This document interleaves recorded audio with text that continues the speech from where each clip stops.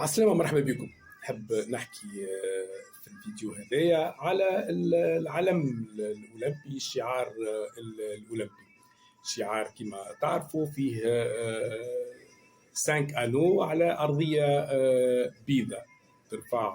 هو كان ظهر أول مرة في 1912. حب بيير دو كوبرتان، هو صاحب الفكرة، صاحب الكونسيبسيون، حب يطلعوا أول مرة في 1916. صارت الحرب العالمية الأولى، تأجل، مشى طلع أول مرة في أنفرز في بلجيكا. هذا هو إذا تاريخ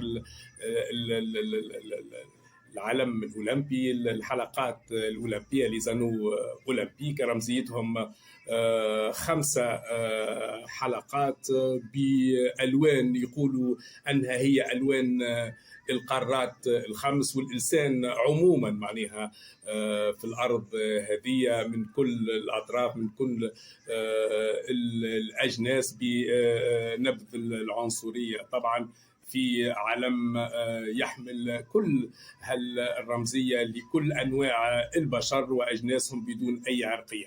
إذا قلت أنها خرجت أول مرة في مدينة أنفرز ببلجيكا. الألوان كيفاش الترتيب متاعهم؟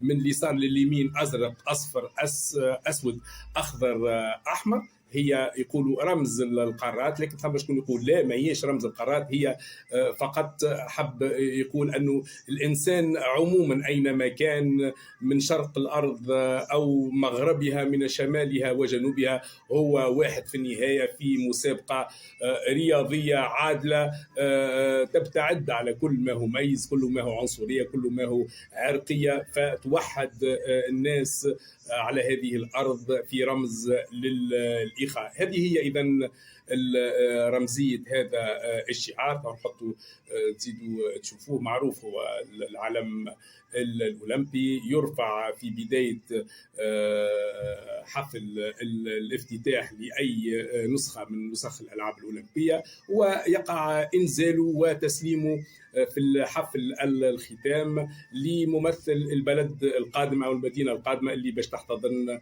الألعاب الأولمبية.